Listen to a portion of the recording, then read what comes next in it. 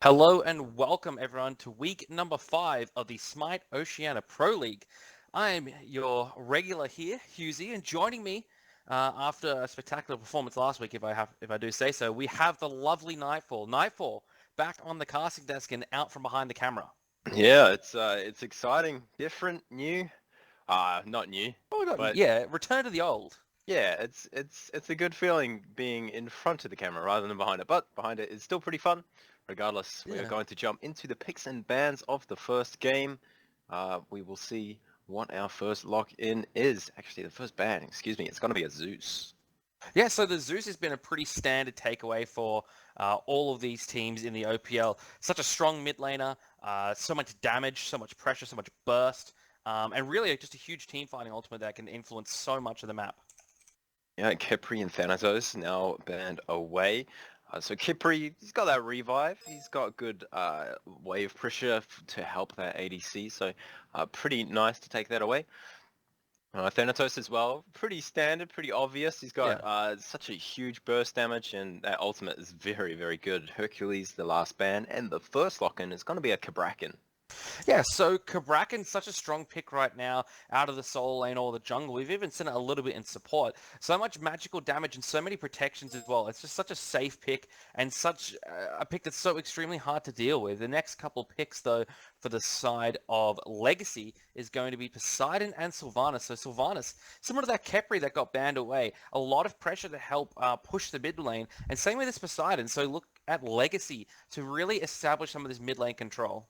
Yeah, it's really good to combo that with the Poseidon Sylvanas ultimates. As soon as you get that Sylvanas knock up, it's very easy to land a nice Kraken on top of that. Izanami, Gib, and Hunbats are our next picks. We've got Odin as our first Hey, ban. wake up. Yeah, so the Honbats pick for the side of Legacy actually synergizes really well with Sylvanas and Poseidon. It's a big area of effect ultimate, and that really, while it spreads out as well. So this Kabrakan is running towards you, in kind of a more defensive mindset, you can pop that Fear No Evil. But when you're looking to go onto the attack, the Hornbites allows you to control exactly where the enemy team is going to be positioned, and that allows you to set up for those Krakens out of the mid lane so beautifully. We saw the Odin ban here from Legacy, so obviously they don't want to be they're very immobile gods to be locked in that cage. Jing Ten, Nike, and Terra out of next ban, so a lot of frontline being taken away here between these two teams. Not sure why you would want to ban Xing Qian. I mean, sure, that's someone in the solo lane who's got good pressure and his ultimate just pops beads, but there could be someone else that you just ban away. I mean, it seems like a throwaway ban here for Dark-Sided. So next lock-in is going to be Ho Yi for the AD carry role here for Legacy. So that's I, going I, I towards love limits. this. I love this pick here, the Hou-Yi. Mark of the Golden Crow and a ricochet onto the Kabrakan will stun him out and do a lot of extra damage. The Mark of Golden Crow doesn't give you any extra penetration like it used to, but it does do extra damage depending on how much health you've lost. So it makes shredding some of these frontline targets a little bit easier.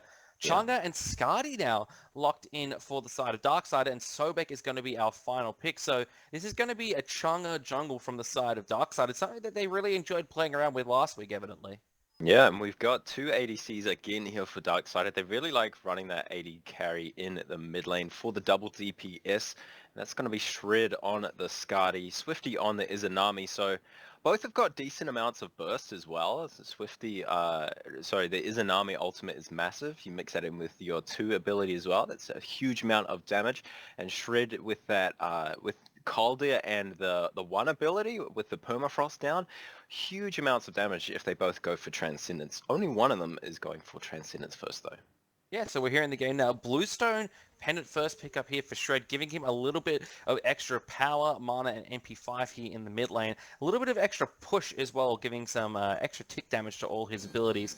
The Transcendent start at the moment for ADCs is so strong. It's such an early power spike along with Boots. Allows you to really clear your wave really fast and efficiently. You're really looking to clear these waves with a lot of abilities, not necessarily auto attacks. So going this Transcendence route at the start is a very smart option for most ADCs.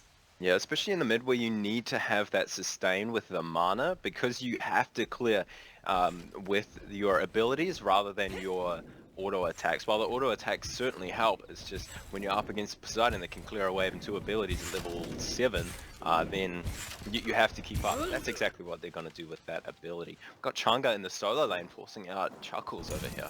Yeah, so Legacy have decided to go for a 2 in the duo lane start, and Swifty from Darksider recognizing this clears out 2 of the small creeps at the red camp. Look to maybe contest his purple, but Limits and Weave just going to go ahead and clear that one out. With that full wave being pushed under the tower there, they can actually go for the red here, along with their jungler and mid with Yada and Divine. It is going to mean, though, that Darksider, since they have pressure on the right-hand side of the map, are going to be able to take away the split in blue. Last week, we saw this from Panga Esports, likely to invade the left-hand side, taking away the red and the purple.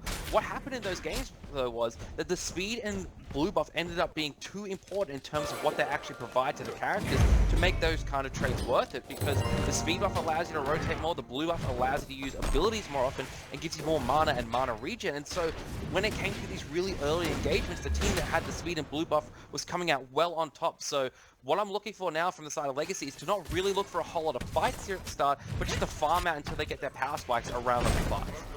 The Shred just missed first blood onto Divine. If Shred had hit his one ability, then Divine would have died. He was so low under tower, and unfortunately missed it.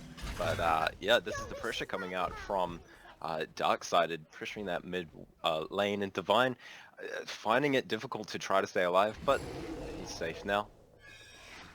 We could see Legacy going and taking their red and purple buff. We haven't seen Darksided, though, look for their own speed and blue buff. So this could potentially, depending on who clears these next waves fast, could potentially be a Legacy invade. However, Darksided recognizing this, push the mid wave, go straight for those buffs, make sure they secure them, and keep their kind of early buff lead. Indeed. So I'm trying to foresee where the first engagement will come out. In the solo lane, I mean, Zachariah's got a level lead against El Chuckles. Perhaps he could go a little bit aggressive. Chunga in the area as well, so maybe they could go for some kind of gank to try to pick up the Sobek. At the same time, Sobek almost level 5. When he goes into that ultimate, he'll be CC immune, and the Chunga ult will do nothing. But here we are at level 4, Chuckles being taken a little bit low. Chuckles being behind is a direct result of the 2-man start in the solo lane for Darksided, and as well as the invade onto his blue buff. With less mana and mana regen available to the Sobek, he's been forced to be really conservative with where he uses his abilities, and this means he's not clearing wave as fast as the Karakan. The Karakan's already going to clear way faster than him, and with the help from the Chunga as well, is going to result in that. So Chuckles been forced into a little bit of an awkward spot early in the game. However, a Sobek from behind still contributes very nicely in team fights due to the sheer amount of CC that he has. Yeah, certainly, and he needs to be landing those plucks onto the DPS. That's the Tsunami. That is Skadi, especially Skadi, because her escape is not quick. It is a speed buff. So landing a pluck onto her, back into the enemy team will be much harder for her to get away, and a much easier kill to take out a lot of DPS from the side of Darksided. Ogre was perhaps looking for something there in the mid lane, was peeking around the corner, does have that Waxing Moon ultimate online now. I like what I'm seeing out of Legacy here, though. They recognize around what time that their speed buff got invaded, because they have the timer on the enemy red buff. So they know that's around when our speed buff is going to spawn. We'll see a blinking here. Weave actually gets his ultimate off onto Gruff. Gruff gets Kraken down by Divine, trying to get some extra kills. He jumps out of it. Great cataclysm from Gruff. Stop the death there. Zachariah going for it. Yada still picks up the kill onto Gruff. Zachariah picks up Divine. Yada's got himself a double kill here as Shred falls down as well. But Zachariah and Ogre are hunting for this Sylvanas. Chuckles comes in and looking to save his support. Is the ultimate pop by the Sobek, only good at solo. His 2 is on cooldown. Perhaps it will come off. No, it won't. Only good at solo is the next to fall. The pluck stops the tremors coming from Zachariah, and Yada does walk away safely. That was a nice double kill from him at the very start of that fight. He positioned fantastically over here in the duo lane. There's an ultimate popped by Swifty to secure that purple. Now they're in a duel. The Limits jumping away. Swifty manages to secure his own purple buff there, but I really like that engagement from Legacy. They knew that Darksided were going to be looking to invade their speed buff once again. They had the timer on it, or they had the timer on the other side of the map and recognized that's when their speed was going to come up, and so they knew, okay, Darksided is going to look to force an engagement on this side. Let's get our engagement in here first early, and dictate the fight on our own terms. And so Weave blinks in, gets a great Wrath of Terror off, sets up beautifully for the Kraken out of Divine. Get a couple of early kills there. There was potential for Darksided to get a couple of their own. They only walk away with one, but overall an engagement goes in the favor of Legacy. Not too much going to come off the back of that, though. Only a slight lead in terms of experience and gold. Indeed, so this game is very much even. Luck onto Zachariah into minions, but he is Kabrak and he will be safe and sound.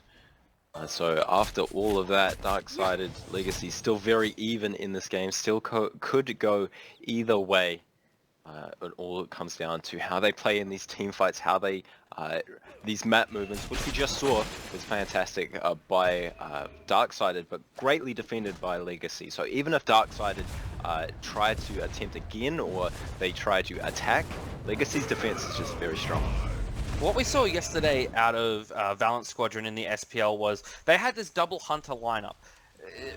The thing with the double hunter lineup is it works brilliantly from ahead because you're able to take a lot of objectives like tower and you snowball like crazy with it. However, if you're behind with this lineup, it becomes very difficult to do damage. You don't have a whole lot of burst of damage to follow up on. On the right hand side, Shuckles picks up a kill onto Zachariah and help with Yada. Ogre looking for some return damage here, but not enough to secure a kill.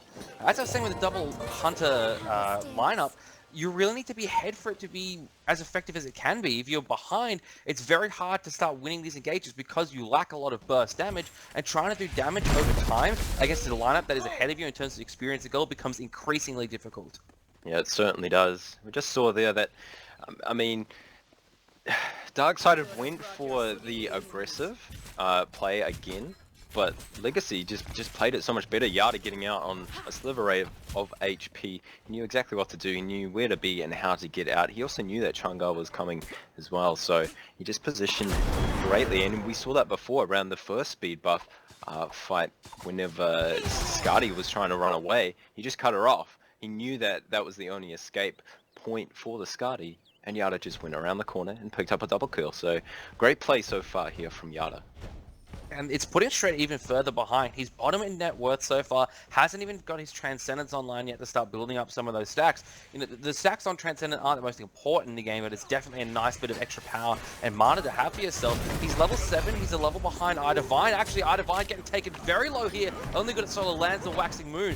Pick up the side in the mid lane. So Dark-Side are getting themselves a nice little pick off as Legacy walked into that lane way too aggressively. Yeah, that was interesting decision making. Obviously did not work out. This is the ult coming from Han Bats again. Yada playing so well, but now there's the Gib Shield keeping Shred alive. Ultimate from the Izanami will land on no one. We've just walking away, same as Yada. Great Gib Shield to keep the Skadi alive, wasting the ultimate from the Han Bats. I wouldn't exactly call it a waste at all. It did burn the beads from the Skadi, which is important in the next engagement because a Fear No Evil is going to come up well before Purification hits. Indeed, at the same time, look, Transcendence now finished here for Skadi, so, I mean, it was a good thing to keep him alive, but now he's just going to keep scaling out from here, so Shred will have a bit of an easier time. As soon as he hits those 50 stacks, then Legacy have to be worried and they have to make that play again. They have to go for the Skadi. Mid lane, only good at solo here along with Shred, just clearing the wave, trying to establish some kind of control in this lane. Yada picks up the right hand side, cancer himself. Take a look at the graphs. You can see this game is still dead even. 400 experience and 400 gold in favor of Legacy, but nothing too much to write home about now. Solo lane, I'm looking at Zachariah getting this, he's got a Ward Stone online now, Gold building Fury towards started. a Void Stone. Gold Fury, yeah, on big started and just destroyed there by Legacy. The Kraken enough to secure it, but now Dark-Side can look for an engagement off the back. Beautiful ultimate there from Limits just to slow everyone down. Coming to this engagement, Gruff jumps forward. Great beats from Limits, saves him there from the Cataclysm. Divine in a lot of trouble here as Zachariah and Shred absolutely obliterate this Poseidon in the walls, and now Limits picks up a kill onto Gruff as well. So a 1-for-1 trade thus far. In all though, in favor of Legacy as they pick up the first Golden Fury of the game. That was a godly free hook there from Weave to pull Gruff back into the tower and secure that kill, making it a 1-for-1. If he didn't land it, then that would have been a kill in favor of Dark-Sided. But after the Gold Fury, that is definitely worth for Legacy. Looking at the graphs now, it's 1600 gold and only 900 XP, which isn't that significant. 10 minutes in, it's, you know, Legacy's lineup they're fine with this thus far. They haven't really hit their peak yet. And you know, even the later this game goes, the Poseidon Kraken still does a great amount of damage. But I'm really looking at this Hou-Yi late to really be making the impact. At this early stage of the game, yes, he's going to be doing all right for himself. The early game is when he really struggles, especially against a high push Izanami. But Limits has come out of this one fine. He's actually a level ahead of Swifty. He's got a kill to his name, so he's gotten through the early game fine. When it starts to get towards this later part of the game, that's when I'm looking for this Hou-Yi to come online and really be the difference maker for the side of Legacy. Looking at the other side of the duo lane though, it's all auto attacks coming from Swifty. He's got the Ichabod, he's got the Ninja Tabi, and now he's building into the Fatalis. So they're relying on all the DPS coming from him and the burst damage coming from Shred. So that's interesting to see, but it does make sense as well because, I mean, Fatalis at the moment is very, very strong, and especially on Izanami where you are dealing double auto attacks, and as well you hit that one ability and it increases your attack speed. So going full attack speed is not a bad move here for Swifty.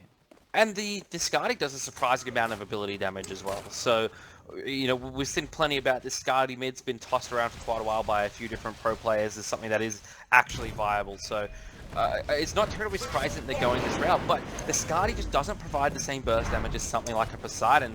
So we see this Poseidon Divine actually get a whirlpool down onto Shred, who managed to get himself away with the Permafrost. But Legacy poking their heads in aggressively to Darksider's jungle, but they don't overextend themselves. They recognize what a mistake they made last time when they tried to get back into the mid lane, and Divine was absolutely bursted down. So jump in onto Swifty in the duo lane, forced to dash away. There's a stun as the ultimate Aegis popped by Swifty. And that will be an ultimate down for the side of Legacy, excuse me. Still Weave Pool and Gruff, they're not too much coming off the back of that engagement. I think support's just trading blows back and forth. I'm looking back towards this Hou-Yi though. He's somehow winning this clear battle against the Izanami. You know, Izanami still clear away pretty effectively even with just an all attack speed build. The Sickle Strike gives her gives her power boost as well for one-on-one boxing situations, which she should be looking to take with this Ichabod and the Fatalis coming online as well. But Limits has been just absolutely devastating this clear in this lane, and now he finds himself at a 2-level advantage and a tower down on the left-hand side. He and Divine there just clear up the Oracle Harpy, so things are looking really good for the ADC of Legacy.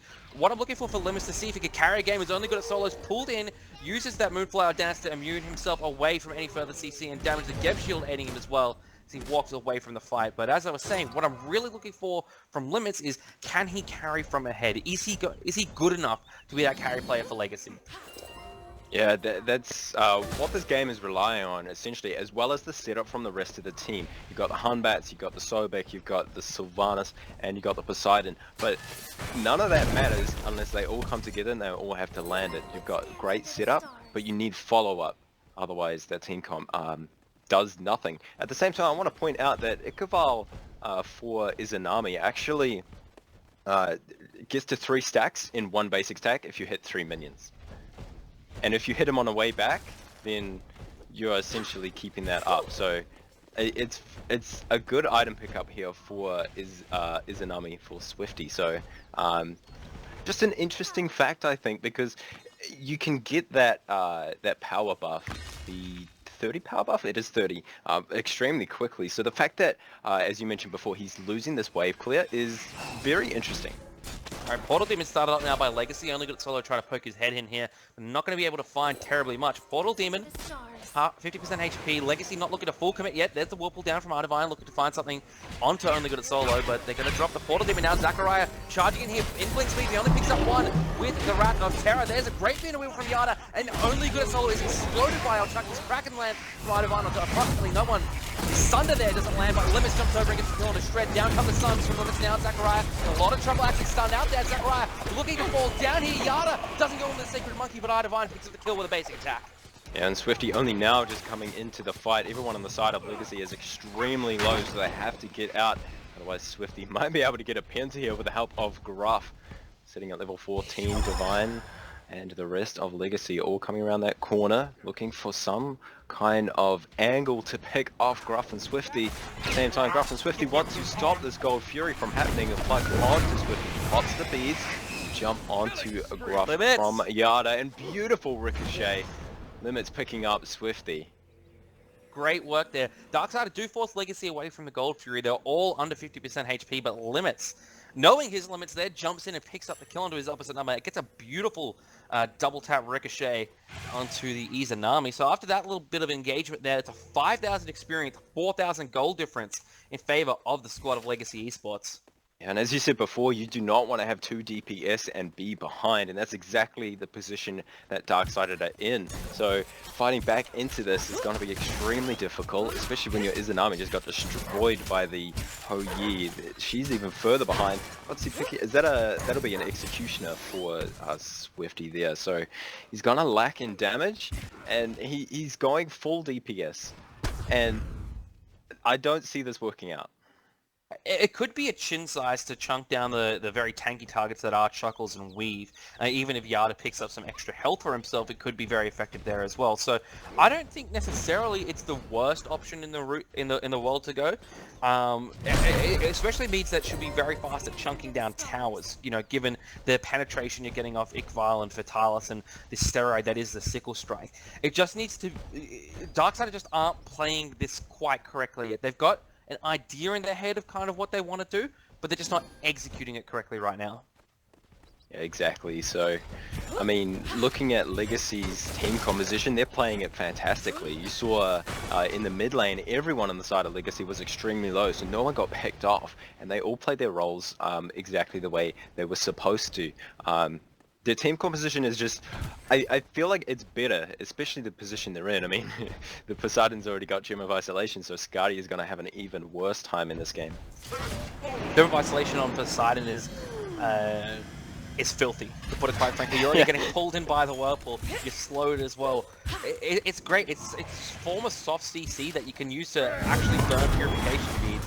Chuckles, they tried to go for the steal onto the blue buff from Zachariah and only got a solo, but they managed to pick it up themselves. Actually, oh no, they do pick it up. I couldn't see it around the waist of the Kraken there, but they do pick it up. The start of Darksided, Implinks out of there, gets a Fiona Weevil down, but the beans from Shred is good. He's looking for Weave. Aegis will save the life of Shred as the Kraken comes through. Beautiful waxing move from Only Good at solo there. Cataclysm from Gruff as well. Legacy all backing off here. Darksided counter-engaging there beautifully and saving the life of everyone on their team. Limits comes in, gets a stun on the Swifty, but not enough damage online from the Ho Yi at this point. That was 3 ultimates from Darksided, and they got nothing for it. Absolutely nothing. Zachariah still got his ultimate, as does, who am I looking at? It is Swifty. So those 2 burst damage ultimates, I say that, but then Swifty is going full DPS, so his ult won't deal as much damage as you'd expect. And look how much damage that Gold Fury's taken. Chuckles lurking in the waters here, but good. Moonflower down to him, Only Got a solo. He uses purification beads as well to get out of trouble. Gold Fury dropped on the side of Darksided. Whirlpool over the wall from Divine is just going to force Darksided to back away from this one and go for their red buff. So no one able to take the gold harpy just as yet. It's after Legacy took it very early on under the nose of Darksided. Legacy are in a very good position, sitting at 9-3. Looking at the graphs, it's 4k gold. The Portal Demon started up here for Darksided, but I don't think they'll be able to finish it as Chuckles comes around the corner. Yada and Divine are on his tail. Yeah, Darkseid have got a good strategy here. They've got the 2 ADCs able to do a lot of damage to this, or even when they're just using one of them, they're guaranteed to have one of those ADCs able to do DPS to targets like this, to objectives, whenever they're looking for them, but they just don't have the damage quite yet to be able to do them as quickly as they'd like. No, they don't, and I mean, we mentioned it before, they're behind, and when you're behind with DPS, you don't want that at all. You're not dealing as much damage as you need, so Legacy have a lot of time to come around that corner, as we just saw, and stop it, or have the potential of stealing it with a huge burst from a Kraken. Say, we'll see that maybe on a Gold Fury or on a Fire Giant if Darksided have that attempt. I'm looking at the double Fatalis build here now. You got Fatalis on the Skadi, Fatalis on the Izanami. How effective can that possibly be with a Gem of Isolation on the Poseidon? Not very good, I think. The benefit is that you're moving around the team fight very quickly, but if you're bursted, as we see in the mid lane, Shred just absolutely demolished, and he was bursted. Didn't really do anything. Yeah, he was bursted. Like, as he was saying, doesn't even get a chance to really utilize the Fatalis. Exactly. Legacy starting up the Gold Fury, Izanami and Chunga hanging around the corner. Swifty and Only Good at solo, that is, trying to poke the heads in. Moonflower down to escape some of the CC, but Yada times perfectly with the Fiona Evil. but only got a solo. Beautiful waxing move onto El Chuckles. Legacy, however, still get the Gold Fury. Now they're looking to disengage, looking at the waters as Chuckles and another Sunbreaker ultimate coming out from limits. He's used at this game primarily as a disengage tool, and it's worked out so well for Legacy, slowing down anyone in the radius of that ultimate. Yeah, it's fantastic play. I mean, a lot of people would think, oh, you just placed it and you wasted it. It didn't deal any damage, but it's deterring Darksided from trying to chase. It's making them think, oh, we can't go through that damage, otherwise we're going to lose. We've already expended a few ultimates and a few dashes, so we can't get through it. So Legacy playing extremely well here, and after that Gold Fury, they're sitting at a comfortable 6,200 gold and an 8,100, 8,000 now XP lead. This is really big for Legacy. They're up 10-3 in kills, they're up in gold and experience as well. It's very hard for Darksided to find a kill under any one member of Legacy at this stage, I would say, other than the Poseidon. Poseidon's the most vulnerable target. Limits is a little bit vulnerable considering he's a squishy Hou-Yi, but he's so far up in levels, he's so far up in farm as well that ganking him would be very dangerous. And what Legacy are doing, they're playing Protect this Poseidon, essentially. Yada or Weave, one of the two is always on Divine's back, always somewhere close to him, so that he's never alone when they're pushing into the jungle. And without that kind of avenue to farm of open to Darksided, and without being able to really protect neutral objectives like Gold Fury and mid Harpies, this one's just going to keep sliding further and further into the favor of Legacy. The thing about Darksiders' team composition as well is that they're quite protective as well. There's the Bracken you've got for engage, you've got Gruff's Gibbs shield to keep someone alive. Only good at solo, he's got the heals as well, but they're just not playing it that way. You've got 2 DPS, so you can't have 2 shields on 2 people, can you? You can only have one on one person. So whoever gets shielded, then Legacy can then engage on the person who doesn't get shielded. Left-hand side, Oracle Harpies being contested by both teams. Weave zoning away the forces of Darksided, only good at solo, hanging around the corner. Looking to perhaps catch Legacy off guard, but Legacy end up picking up his Oracle Harpies, stay a vision over the Gold Fury pit. Limits forced to jump away from the combined damage of Shred and Swifty, but he is A-OK. So again, this just highlights my point. Darksided unable to contest or secure any of these neutral objectives. Yeah, they're falling behind very quickly. It's now 22 minutes, 10-3. The goal lead is very in fact. There's a teleport actually from Zachariah. Where's he going? He's going to the mid lane just to recall. No, he's not. Okay. He was thinking about it, but now he's charging in. Slow coming out, but it doesn't affect the Kraken. Good knock up from Weave actually prevents the stun coming through from Zachariah. So excellent use and cool heads there from Legacy to stop the aggression from Darksided. And that was a lot expended from the blue team Darksided. That was a very interesting move from Legacy. They were at the back, behind the back camps, and then just moved forward, and they knew that Zachariah was teleporting, but they still went forward anyway. Interesting decision making, as only good at solo gets plugged back. There's the Humbats ultimate, and Divine picking up that kill. There's the Kraken, but Beads and Aegis from Shred keep him alive. Legacy now pushing towards the mid lane. Chuckles actually pulled under the tower by the Permafrost. Legacy turning their sights to the portal. Demon Darksided trying to charge in that corridor. Good route from Weave stops the 2 Guardians in their place, but Shred looking to deal some damage. Not doing a whole lot here to this double Guardian front line. Darksided seem very split in their decisions. They can't decide what to do, and the Portal Demon, thanks to their indecision, falls the way of the Tree Gang Legacy. Yeah, now they're going to be able to recall, come back into this fight healthy and with more items, better stats. And they will be even further ahead of Darksided, who look to be very confused at the moment. As you said, the indecisiveness just stopped them from being able to contest that Portal Demon. Legacy playing confident, knowing exactly what they're supposed to do, and being able to do it, just dominating Darksided here in Game 1. Legacy now pushing down the mid lane. 4 members here. But good clear from Shred and Gruff will keep them out of the tower for now. Shred taking a lot of damage. Yada jumps over the wall. He actually blinks Veto Evil enough to pick up the kill along with Weave. Great kind of good play. Gruff gets 4 members, but it's not enough to save his life. Waxing move comes through from only got a solo. Yada jumps away from the follow-up damage. Great pull in there by Weave. Dark Portal does a lot of damage, but Limits still gets the kill under Zachariah with that Sunbreak rolls with Swifty in an awkward situation. Plucked back by Chuckles. Where's the damage? It's coming from Weave and Limits. Swifty dives away across the wall. Divine forcing away only good at solo. Legacy though still pushing forward. They're jumping down. There's the Kraken. It doesn't land. Only got solo across the wall. Jumping over is Yada. Chuckles picks up the kill. So that is 4 members of Darksider down and another one sitting, nursing his wounds in base. Legacy grab themselves 2 towers, and now they can even look for a Phoenix. Yeah, they could definitely go for this. Izanami sitting under the Phoenix is so squishy, and it's 5 members of Legacy. They could just dive her or force her to run away, as we see just now. Phoenix goes down in less than 10 seconds. Legacy are so far ahead. They could go for a Fire Giant. The Portal Demon did time out, so I don't think they want to do that. Looking towards his left lane, taking away Red, and perhaps Gold Fury? Yeah, they're going for Gold Fury. Yeah, may as well just get Gold Fury on your way back. The Portal Demon's down, so you know you don't really need to worry terribly much about Fire Giant from the side of Darksider, because they're not going to be able to get back there in time. They possibly could if they make a concerted push, but they could see Gruff and Swifty over at this purple buff, so they don't really need to worry about the Fire Giant terribly much at this point. So they can safely take this Gold Fury back, buy a few more items, and then look for that objective. They've got 5 minions now pushing down the mid lane, so they know that Darksider have to keep that in mind. So there's a couple of options open for him here, one of which is the Fire Giant. The other is to look to continually push the left or right hand side lanes. And they can really combine the two as well. They can push the lanes and go for the Fire Giant. Yeah, they could go for a split push, kind of 2 in the left lane and just 3 dancing around the Fire Giant perhaps, or 1 in the left lane and 4. They've got so many options here, and they're so far ahead that it seems like Darksider won't be able to punish them for whatever decision Legacy makes. Darksider have to have a perfect team fight to come back into it. Even then, that might not be enough, given this huge deficit. If they get all their entire combo off brilliantly, if they get everything they want in this team fight, how many members of Legacy can they realistically kill? Maybe 2, maybe.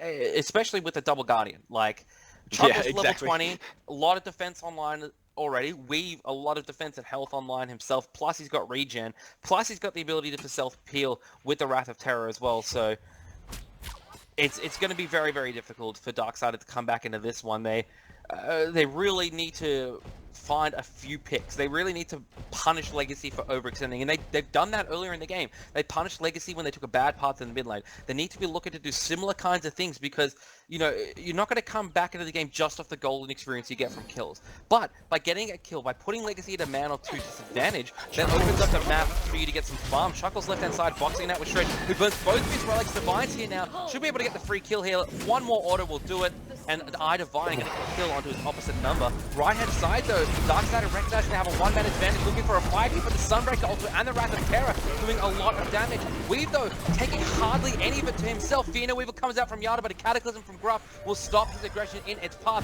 Waxing Grid hits 4 members from Only Good at solo, but limits the triple bounce onto Only Good at solo. Absolutely destroys the Chunga. Gruff pulled in, Gruff locked in place. Limits has got himself a double kill. Divine hasn't even come over for this fight. He's busy pushing out the left-hand side. Yada looking for Swifty. Yada gets Swifty. It's only Zachariah left alive. Left-hand side tier 2 tower is going to fall, and the Fire Giant is a target for Legacy. This should be a free Fire Giant for the boys in green. Yeah, so what we said before, even if Darksider get a good position and have a good fight, Legacy are still too far ahead that they can't take anything. Not a single member of... Was that stolen? No, it wasn't. Okay. So, not a single member of Legacy falls, and they get a tier 2 tower in the left lane. They get half Phoenix as well, and that's a surrender. Yeah, so surrender vote coming out from Darksider. I honestly think that's a smart decision there. You're so far behind. You're not with the Fire Giant down, a Phoenix down, left-hand side Phoenix looking like it's about to go down. Better to just pack it in here, look towards the next game, get your head in the right space before, and not get any more tilted than you already are. Yeah, you want that mindset of positivity going through the next game, and if you keep being picked off, just keep losing, and you can't take any fights, then you got to keep a level head, as you say, and then continue on to game number 2. After that, oh my god, 6-0 limits, 4-0 Al Chuckles, 4-0 Divine Yada. was the only one that died on the side What of a Legacy. feeder. Yeah, exactly. All 3 deaths of the team, 100% of his team deaths can be attributed to him. Look for a replacement, to be honest. Yeah, honestly. So, put the sub in. I think their sub is just Laney. Just put Laney in, man. Alright, so after a very dominant game 1, we're going to go a short break, then we'll be back with game number 2 between Legacy Esports and Darksider.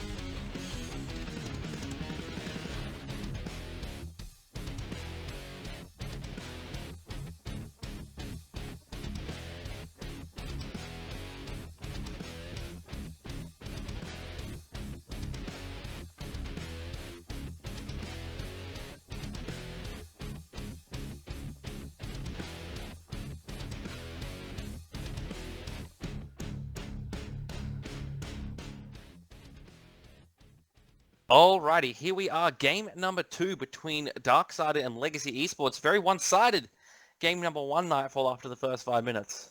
Yeah, it certainly was. It didn't kick off with a bang, but it certainly just collapsed into one. Just as the game went along at 25 minutes, I think there was a 13k gold lead for Legacy, and Darksided had no answer for it. Perhaps we might see the change up of the double DPS, because last game it did not work. Already we see Zeus, Kipri, and Poseidon taken away. Yeah, so they're taking Poseidon away from Idivine in the mid lane, despite the fact, as we mentioned, he was all of his team's death in the first game. They feel like he was the problem, and so they're going to put him on something he might be a little bit more comfortable with. Thanatos locked in here early for Darksided. We do still have Thoth open, though, and available for Legacy. Yeah, so kind of, I want to say similar play to Poseidon, where he's got great wave clear, his mobility is alright, he's got a stun, and that ultimate is just huge burst damage, but you can use it from much further away, so that is definitely a huge advantage over the Poseidon. Is Nami locked in? We've got Gib and Kabrak in here, the first picks for Legacy, taking the Gib away from Gruff and making sure that they've got that Kabrak in this time. Yeah, so they're going a double Guardian setup again, just like they did in the last game. I still expect for them to play a mage in the mid lane. Izanami and Jing 10 locked in for Darksiders, so that's more than likely going to be Jing 10 solo for Zachariah. A Wheelix now locked in for Legacy. Very interesting. We don't see a whole lot of a Wheelix. We don't really see her pick this early, but looking at Legacy's team comp thus far on Darkside, it does make sense. Izanami's dash can be caught by a Wheelix pull. Geb's got a knock-up to set up for that ultimate as well. And it's just generally a whole lot of damage being put out of the jungle role. Isis and Ra taken away by Legacy Esports. Amaterasu and Thoth taken away by Darksided. So Darksided recognizing that they really don't want Thoth to be in this one. It does surprise me. It doesn't. You might be wondering why they take away the Amaterasu when Legacy clearly already have their solo and jungle supported, solo jungle taken. Actually, I'm questioning why they banned it away, because they have their solo jungle and support all locked in their first 3 picks. That Amaterasu ban doesn't actually make any sense. No, it doesn't. Not at all. I'm looking at this Vulcan though. This is exciting. Divine known for his Cronus and his Vulcan. Very strong picks for him.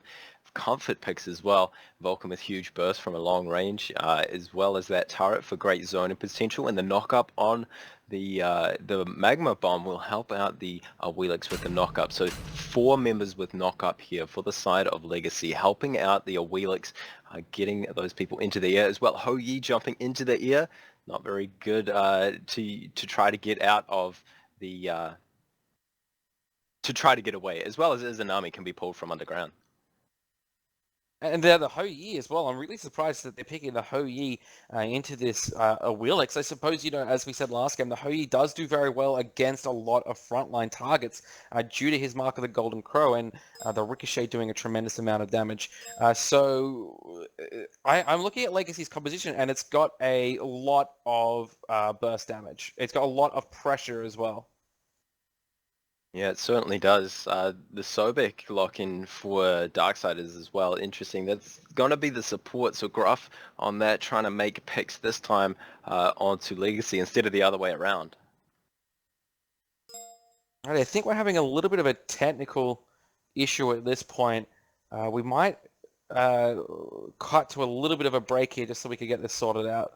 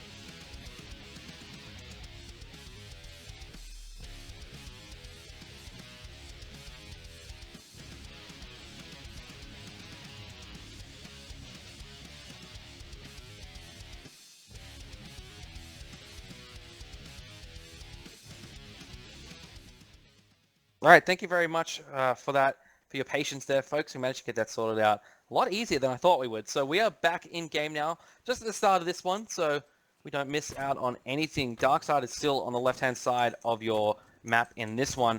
But yeah, as I'm looking at Legacy, and I'm seeing a whole lot of wave clear in the left-hand side in the middle lane. Yeah, I mean, they'll be able to pressure that up, be able to get possibly an invade onto red. Maybe, we'll see. We'll see what happens. Chuckle's already taken down a little bit low here in the solo lane, so it was an interesting jungle start here for both teams in game 1. So perhaps we'll see this carry over to game number 2. Supports in the duo lane here. Yeah, so this is kind of a throwback to almost last season's meta when you have an actual duo lane instead of just ADC solo lane. The fun times back when it was duo and solo was not on the long lane. Those were the good times. But to be honest, I feel like both teams are even here because the AD carries have got one ability that is the stun that must be set up. Anhu needs to impale, and Swifty needs to be level 2 with the Mark of the Golden Crow. Going for the invade here. Oh yeah, this could be trouble for Darkseid at level 1. It's very vulnerable for this Ho Yi. Doesn't have his escape, but he's destroyed there by the combined forces of Limits, Yada, Weave, and Divine. Gruff in a lot of trouble here as well. Yada gets his first kill of the game. The first blood did go the way of Limits, however, so that is basically free farm on this left-hand side of the map for Legacy. That's what happens when you don't track the jungler and the mid laner. So the jungler and mid laner for Darksided went and invaded the speed buff of Legacy. They lost track of Legacy jungler and mid laner, and then Darksided were just too greedy, didn't know where they were, went in for the purple buff and got demolished. So that's 2 kills in favor of Legacy, and they get a purple buff and a red buff and their own purple buff as well. Basically, as I said, free farm on the left-hand side of the map. Looks like Shred might try and come in here for the steal, not going to get it. The Darksider's response, though, was to invade the right-hand side of the map, so correct response from them. However, the early farm loss from the first 2 kills is going to hurt them. Yeah, it certainly will. There's a Sentry Harpy's taken at that Gold Fury, so early farm there. The vision not too important as no one really goes around that Gold Fury area, especially when you see that the enemy's taking it. So that's just putting Legacy even further ahead. Swifty now, he's got a level deficit to Limits, mainly because Limits is now, he's up a kill. Who did that other kill go to? He went to a Wheelix, so Yada will be able to spread that experience, those stats around the rest of the map and help everyone else get ahead. And a Wheelix from ahead is actually very scary. She can run the whole game by herself because she outputs so much damage with that Feather Step, especially in the middle stages of the game when everyone is doesn't have a whole lot of defense online and doesn't have a whole lot of damage online as well. If she can get some good setup for that Feather Step and hit it at in the correct timing so it does the most amount of damage, it's a very scary proposition for Darksided to go up. Especially when you've got Heartseeker. You mix that in with her passive that increases the damage output for the first 2 seconds if you attack first, plus Heartseeker passive at max stacks, you're just dealing a huge amount of damage with that Feather Step, and it's insane. Darksided, they have to be prepared for that if the Wheelix is allowed to continue to scale up. Both of the ADCs on the side of Darkseid of this game are going for that Transcendent start. They recognize last game, okay, the Eason army didn't really work out with the way we're building, and I would be very, very surprised if they tried to build a Ho Yi with a whole lot of attack speed. Ho Yi, while he does benefit from attack speed, obviously as all hunters do, does a lot better with some power in hand as well for those ricochets, and basically we saw how devastating that was last game with how Limits played. Yeah, I mean, he played it fantastically, jumping over at that Gold Fury and getting that ricochet onto Swifty. It was fantastic play. Only good at solo, playing aggressive, looking for the speed buff for a second time. Shred here to help, and so is the rest of Darksided. There's the ultimate from the Vulcan, going to be able to secure that speed buff for them. No one engaging quite yet though. Legacy don't want to take on a Thanatos this early. It's as simple as that. The Thanatos at this stage of the game does a whole lot of damage, basically. The death scythe is absolutely devastating. The solo, the length of the silencer is incredible, but they're actually finding perhaps a pick here on only good at solo. The burst damage from Chuckles is huge there. The tremors coming out. Zachariah with the spin to win. The Jing 10 version, anyway, manages to run away, but Yada knocks him up, pulls him in. Cataclysm from Weave, showing how Geb should be played, and Yada gets his second kill of the game. That was just fantastic all-around play from everyone on the side of Legacy. As you were saying, the Thanatos they didn't want to engage on the Thanatos. They immediately pick him off, and they go for 2 more kills onto Zachariah. Actually, no, it was just 1 more kill onto Zachariah, and they played the CC perfectly. Red buff now, there's an engagement, Shred out of mana, forced to use the beads, there's the whole year ultimate. Anho using that ultimate to try to pick up the kill, and he is successful, but he's extremely low. He's able to be picked up there by only good at solo with the execute gruff knocked up, but he flips back weave into a lot of damage. The Deathlight comes through from Ogre. He gets the Soul Reap to silence him out. Swifty jumps on him there for the kill. So Darkside had managed to get 2 return kills, and this is kind of what we saw last game from Legacy. Was they overextended, took a little bit of questionable passing and got picked off a little bit by Darkside. Darkside, excuse me, need to look to really exploit it more this game. Yeah, so we're seeing a mirror actually. So what happened in the solo lane was that Darksided were far too overextended. Then on the left side, Darksided took the red buff, right? And then now we saw Legacy extending too far towards the red buff of Darksided, and then the speed buff was taken. Solo lane, Chuckles in a lot of trouble here. Zachariah and Shred trying to get the kill. There's the dishwasher ultimate. That's right, I said it. And then manages to pick up Chuckles, but Yada's chasing down, only good at solo. Jumps in here. Ogre's trapped by the walls of the Kabrak, and Yada flips over him with a feather step and picks up the kill onto Thanatos. We've here to protect Yada. Yada, though, just going to base right in front of the forces of Darksided and get himself back to safety. That was very interesting. I mean, both teams playing so aggressive, and they're overextending. They probably feel a bit they feel more powerful than they actually are, especially Legacy coming out of that last game where they had a 13k gold lead. That can happen. I mean, you think you're ahead, but really you're even. At the same time, Legacy playing these fights almost to perfection. So far, though, it's amounted to about a 1,300 experience, 1,200 gold lead. So not as much as we saw them have a last game, especially at their peak times, but still, kind of keeping that momentum from the last game. What's really happening in this game is that Darkseid is being forced to react to what Legacy's doing, rather than Darkseid forcing their own plays onto Legacy. And that's not really a way to win a game.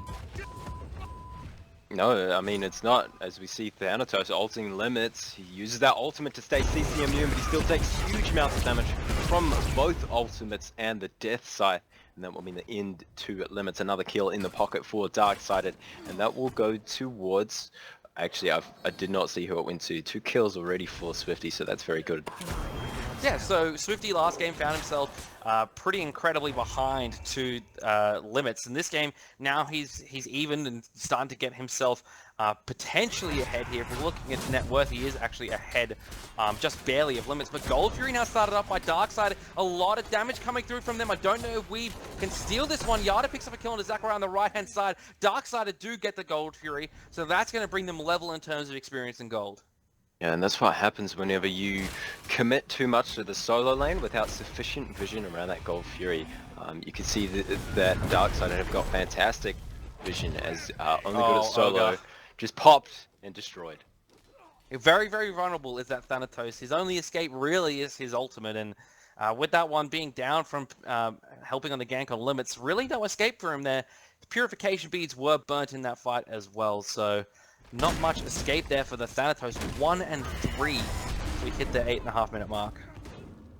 As Shred now the target for L Chuckles. He's got the help of Zachariah, but the rest of Legacy are here to help secure this blue buff. Now Zachariah needs this because otherwise his sustain is just going to be absolutely abysmal. But it is taken from L Chuckles. At the same time, it's 8 minutes in the game, and clearing a solo wave against a solo laner who's not even in lane, that is L Chuckles, it won't be too difficult here for Zachariah. Yeah, it's not the worst thing in the world at this stage in the game. If it was a bit earlier, it would be a lot more trouble. It is still difficult though for this Jing 10. It is going to be a little bit harder than what it has to be. So he's definitely going to be aware of that. He does have the mana chalice to make up for some of that mana regen issues he is going to have from not having the blue buff. But as we said, not going to worry about it. Excuse me, a whole lot. The Vulcan ultimate coming over, trying to secure those Vision Harpies, and it is not successful, only dealing a bit of damage to Gruff and only good at solo. So Divine not yet at the point where he can 100 to 0 someone with our ultimate. That's looking more towards the 20-minute mark where he'll be able to do that. A lot of damage in the solo lane by Al Chuckles and Zachariah. Beating each other down, but not ever going to be able to kill each other. They are both support warriors in the solo lane. Yeah. Guardians, one might That's even the say. word I was looking for. There you go. Yeah. There you go.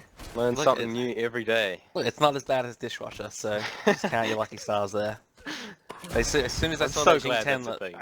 as soon as I saw that Jing 10 locked in, I had flashbacks, man. Every time I see that god, I just, man. But that was a painful, man. fantastic moment in casting. You gotta hand it to you. Oh, look, they even Top made a meme 5 video about fails it. in esports. Look, yeah, that's probably up there. Back to the game, we see Yeah. Legacy are actually still ahead by 700 gold. So despite Darksider getting that gold fury, they only tied up. But again, Legacy are just farming a lot better. Exactly right. They know how to play the map a little bit better. They're playing their composition better as well. Yada's 5-0-1. He's 2 levels above only good at solo. He's basically roaming around this map, picking up kills at will, taking the farm that he wants, taking the objective that he and his team want. So it's very difficult for Darkseid at this stage in the game, and this is kind of the position they found themselves in last game. The only positive is they're not terribly far behind at this point. The Thanatos is still relevant in the game, even from behind, simply because of that execute in his ultimate. So all his team really needs to do is get people low, and then he can look to go in for the kill. And that's I'm surprised we don't see only good at solo on Thanatos as well, because he's pretty famous for saying just get them low enough and I'll kill them. So that's very much his style, and this character suits that a whole lot. So if his team can play around that, then there's a chance for Darksider to get back into this one. I'm loving the play from Yada in both of these games. He's sitting at 5-0. Last game he was 4-0 as well in the Hun Bats. He just set up so well. He positioned. I need to emphasize that his positioning on the jungler on Hun Bats was absolutely fantastic. Now he's sitting 5-0. He's gone for the Hydra's Lament instead of the Heartseeker. I really want him to pick up a Heartseeker. It's cheap and it's just good at what you need it to do, which is that huge amount of burst damage. All right, we're getting back into game here, it looks like. Yes. Yeah, we are back into it. Well, some of us have. I haven't. I've been kicked out of the game. Oh. I have too. Yeah. What a joyous occasion. Fun times. Look, technical difficulties as always, so we're going to have to fix this. We'll be right back.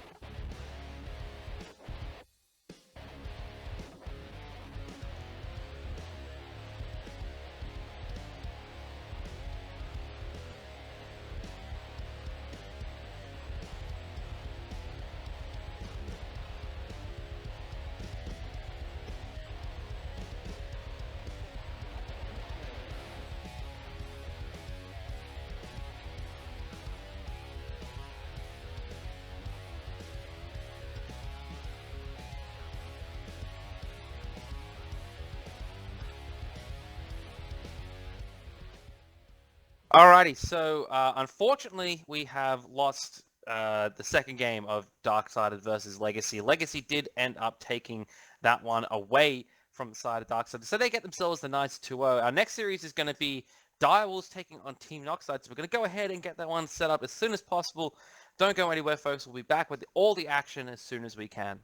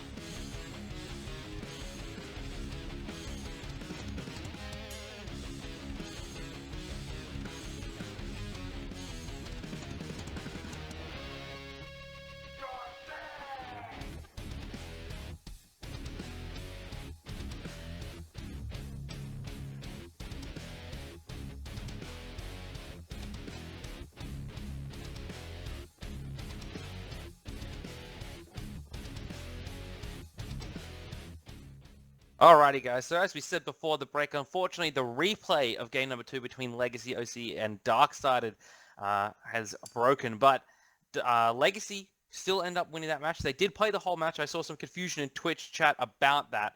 They did play the full game and they did take it out. Now we have our second series of the night. LG Direwolves taking on Team Noxide, the first team in the ladder versus the bottom team.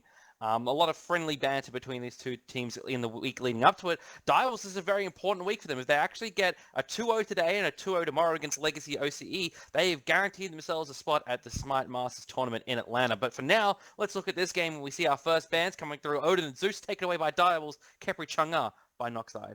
Yeah, so that Odin ban is a target towards who's the solo laner. It's not Noose anymore. It's Texi. No, he's jungle.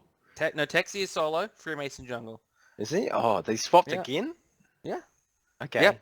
Look, it's hard to keep up. It wouldn't be Noxide if there weren't role swaps. This is true. This is true. So Kabrak and Hercules locked in, so Ket Poseidon now picked up by Direwolves. So Ket, something we haven't seen a whole lot of in the OPL. No, definitely not. So a pick here from Bro, maybe a comfort pick, maybe he just feels like this is the time to bring it out. Confident in himself against Team Noxide, maybe just testing it. So seeing how it goes. Sobek Hercules, sorry, the Sobek was the final pick before we go into the next bands, which are Ulla and Izanami. So taking away... And Apollo, Hunters. Taking Hunters. as much away from Hemang, that is HS, that is Mingyu in game. Just Mingyu. I'm not saying this, so I'm just saying it's hard Mingyu. to keep up with all these players, man. So Split pushes the ADC for Team Noxide, and he's going to go ahead and lock in Gibalanke for himself here. So Gibalanke, something, again, we haven't seen a whole lot of. Seems to be a theme in this game as we see Osiris picked up. Hoyi, though, is something we are very familiar with. So that's going to round out the Direwolves team composition right there. Yeah, Shibalanke, known for his late game, and in the current meta, you don't really go to late game. Usually games are 20 to 30 minutes, so Shibalanke isn't fully utilized, and by that time you've either lost or surrendered. So yeah, interesting pick. Giannis, though, going towards Noose in the mid lane. We saw that last week, and that was absolutely fantastic. His ultimates were on point. I actually like this pick from the side of Noxide. You look at their team comp, Ochita needs to be very careful because he is going to be the target of Freemason. Freemason is going to be charging at him full steam ahead with this Kabrakan. You get a Gibalanke Darkest of Nights down, and you get a couple of good portals or thresholds from that Janus. That Kabrakan is going to be running so fast towards his Poseidon. If he's blinded by that Gibalanke ultimate, he's going to have no idea what's coming for him. Definitely not. Well, all right, jumping into this game, you can see you've got Legacy on the, sorry, not Legacy, you've got LG Direwolves on the Order side of the map, and you've got Noxide on the Chaos. Alrighty, so once again, some more difficulties here, folks. Look, man, you know, Smite, sometimes you just gotta roll with the ups and you gotta suffer through the downs. You do. You just gotta work through it. Eventually, you will get there in the end. One day, we'll see. Maybe, you know, we'll see. We're doing our best here, folks, with what we can out of our bedrooms, basically. So we're gonna take a quick pause there, and then we will get right back as soon as we have this all fixed up.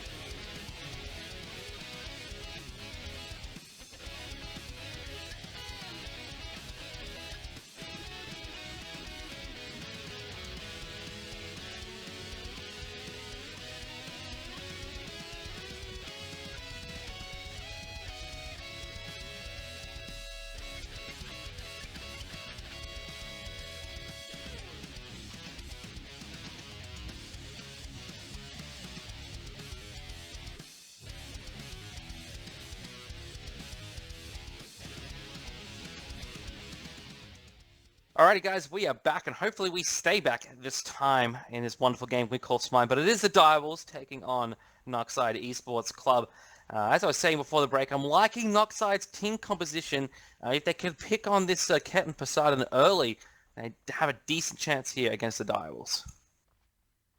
As well, I like the fact that Freemason is going for Kabrakan in the support role. We've only ever seen that one other time, and that was by Ro, who went into the support role for one game, and they had a sub play. I forgot who it was. Do you remember? It was Maxon. That's true. All right, yeah. So like, Kabrakan is just at that point where you could put him in any role and he'll still deal a massive amount of damage. He's got that CC and like he can carry. You could actually legit put him in any role except for ADC, I think. Yes, you can. Believe in yourself. You get the Fatalis and you get what's the other item? The increased basic attack damage on your next hit for magicals. You can get there. I believe in you, Nightfall. I'm gonna dude. OC casuals. Look out. We're gonna see the Kabrakan ADC. Theory crafting with Nightfall, episode 1, Kabrakan ADC. All right. We're seeing early invades though from the Direwolves on the left-hand side of the map, taking away the red and the purple buff. Seeing a blue buff invade though from the side of Knockside. Not looking at the speed buff, however, so they're only going to take one of these away thus far. They can look to return to the speed buff later on though. Indeed, we see that Knockside took away the blue buff away from Kikyo And speaking of Kikyo, he has been playing these warriors a lot better than what we've previously seen, as we see he gets knocked back into that Freemason Tremors. Well, we've got Direwolves taking away the speed buff with the Knockside, coming around that corner and having a bit of a surprise. Cheetah knocks back Noose there, and a good taunt away from Ro, using that Ket poison to the Cobra's Kiss to keep the Janus away. Surprised Sheepman didn't look for a pluck there onto either of those targets, both very vulnerable at this stage in the game. Indeed, Richard Castle as well has got that pluck. So there's many plucks in this game. We've got a Hercules, we've got a Kiki. Sylvanas, and Kiki. Sylvanas. But Nightfall, you cursed him. Look at that. I did. Cursed him. Oh, Kiki's been playing so well on these warriors and gives up first blood. This is what happens when he's going to feed this game now, you know. Should we just tell him he's trash for the rest of, like, Hey, look, ever? I tell him that every day when we play Joust, so... Is that why he was improving? Yeah, that's exactly right. You know, tough love. But Knockside responding well after that pick, looking for the speed buff here. Ro trying to take them off it here. Doesn't look like he managed to secure that one. He's knocked up himself. He's taking a lot of damage, but he managed to use that ambush to get himself away. Kiki's TP'd back in, and now he's looking to get some return damage back onto those that did him harm before. He's not going to find anything too much. Ro not doing a whole lot of damage at this stage in the game. And I love this from Knockside. I mean, they're up against LG Direwolves who have not dropped a game, and Knockside are playing fearlessly. They know they got a pick, and then they went straight for the speed buff. They're not intimidated by LG Direwolves at all. And that's exactly the attitude that Knockside need to have in these kind of games, and maybe it's been something that they're lacking. Freemason there looking to get the stun onto Ro, but Ro points him away with that Cobra's Kiss, gets him going in the wrong direction. But yeah, as I was saying, this is the attitude that Knockside need to have in these kind of games and against other teams as well. Need to be unafraid, and honestly, at this point in the season, there's nothing left to play for Knockside. They're out of the running to get to SMITE Masters. They're pretty much in the bottom two. At this stage as well. They have a chance to get out of the bottom two, so that's what they have to play for. They have a chance to not get relegated, so they need to stay fearless. Kikimir knocked up there by Texi, and the Jibalanke ultimate as well is going to ensure Kiki has no idea what's going on until it's too late. Texi gets his second kill of the game. Ro looking for Freemason. The boulder comes out. Ro slowed there by Noose. Noose looking for the kill here with the unstable Vortex. Managed to land it, but not enough damage online at this stage to pick up the Zercat. Knockside are 2-0. Against LG Direwolves at 3 minutes. If you had told me that before I watched this, I wouldn't have believed you. Knockside are just playing so well, and Kiki just keeps being focused here in this solo lane. He's 2v1, and Knockside are just, they're putting their strengths where they need it. They're making sure that Texi is getting a hit on Hercules. This is like the regionals all over again, when Avant-Garde just continually invaded the solo, and Legacy as well, continuously invaded the solo side. Mingyu getting dived on now by Split Pusher. Freemason walled in, no escape for the Ho Yi, and he falls down to Split Push. Certainly does. Speed buff now taken away from Noxide. And was that a you've been disconnected that I hear in the background? That is a note from production that we have been disconnected yet again. We're going to try again, folks. Look, we're really sorry. This is nothing on our end that we have any control over. This is literally the game of Smite here right now. Just to make, I want to make that absolutely clear, is that this is nothing from our side in production. We're using the game client spectator itself. We're using the game of Smite, and that is what is crashing at this stage. So we can go to a break. Hopefully, we can pick it back up.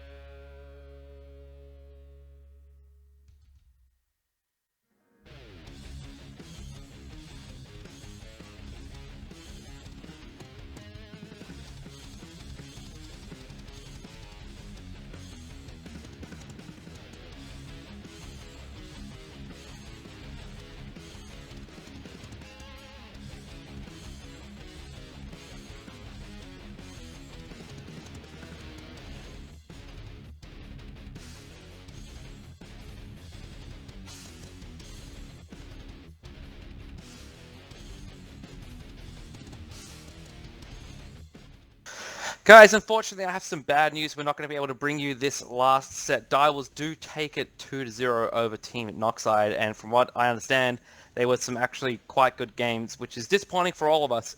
I want to assure you all that we have done everything we can to try and broadcast these matches. We've partied up and gone into game. We've gone individually into game.